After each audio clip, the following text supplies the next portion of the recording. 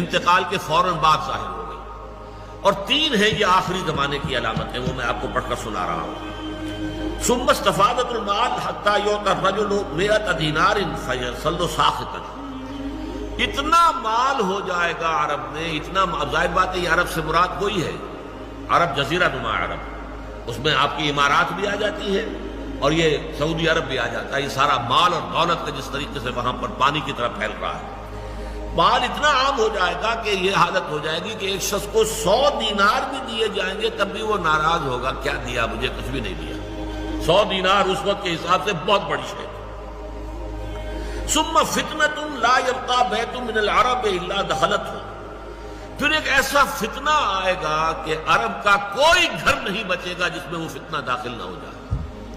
یہ مغربی تہذیب کا فتنہ، عریانی کا فتنہ، بے حیائی کا فتنہ، شراب نوشی کا فتنہ، زناکاری کا فتنہ،